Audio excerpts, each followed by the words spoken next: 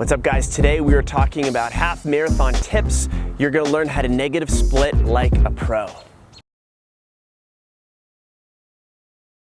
Well, first we gotta talk about negative splitting. Why do we care about it and why do we wanna do it? Well, let's talk about the opposite of negative splitting, which is starting out way too fast, feeling really, really good, and then somewhere around mile 7, 8, or 9, you crash hard, and then you're just suffering the last couple miles, and it's that total death march. And even sometimes it's not that extreme. You just go out a little too quick and you drop down your pace and you miss your time. It's never very fun. So we have to remember, we play how we practice. We race how we train. So just by learning how to integrate negative splitting into our run workouts, it's actually going to improve the way we actually race on race day. So here's the drill. First of all, we need to figure out realistically what your time goal is going to be.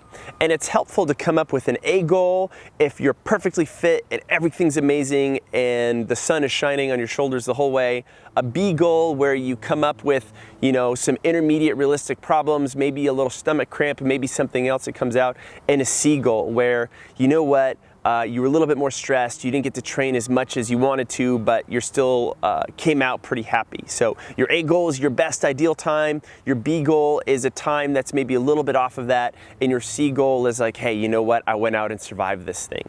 Check those times with a friend to make sure they're realistic. Sometimes we don't think we can go as fast as we can, we limit ourselves, and a lot of times that gets flipped around. We think we can go a lot faster than we can. We gotta keep our training partners, keep us honest in that whole process.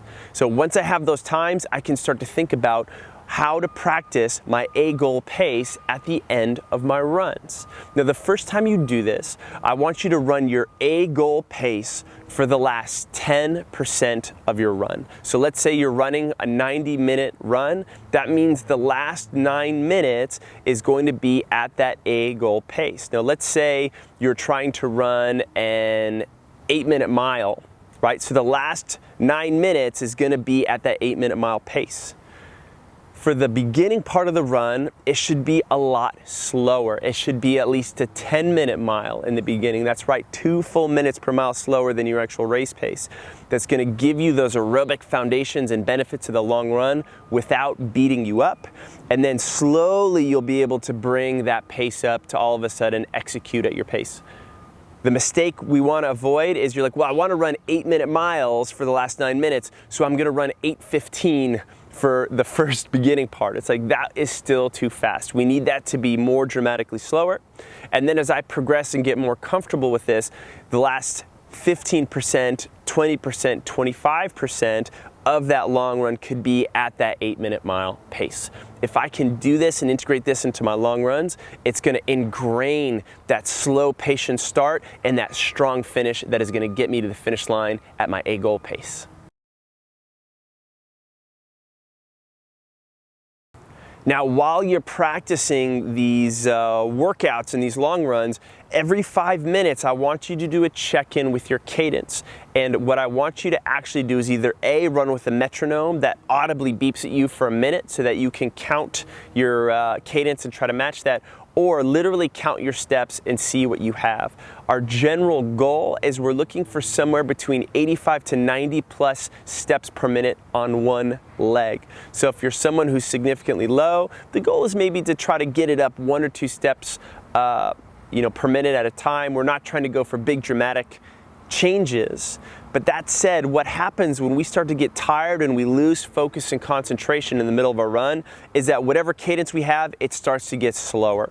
So by you checking in every 5 minutes, it's just going to be a way for you to keep your cadence up, your pace consistent, so that you can finish strong towards the end of your run. Guys, that is it. If you like this video, go ahead and let me know. Hit that like button. You have any comments or questions or any requests for future videos from us, hit us up in the comments. We'll definitely bring those into our next little video brainstorming session. And if you want more videos like this on half marathon training as well as other run-related topics, you got to subscribe to The Run Experience. Go ahead and hit that link right there. And if you want even more in-depth half marathon training, well, we got a free gift for for you. It's an entire half marathon guide. We exhausted ourselves writing out everything you could possibly need to know about how to train for a half marathon, from picking the right shoes, to pacing your long runs, to beating injuries. All you need to do is click this link in this video. If you happen to be on your mobile device, there's going to be an identical link in the description below. Hit that, it's going to take you to a page. All you need to do is enter in your email address, and then I'll be able to personally email and send you that half marathon training guide. You'll definitely get a kick out of it. And once again, as always, thanks again for watching. We'll catch you in the next video.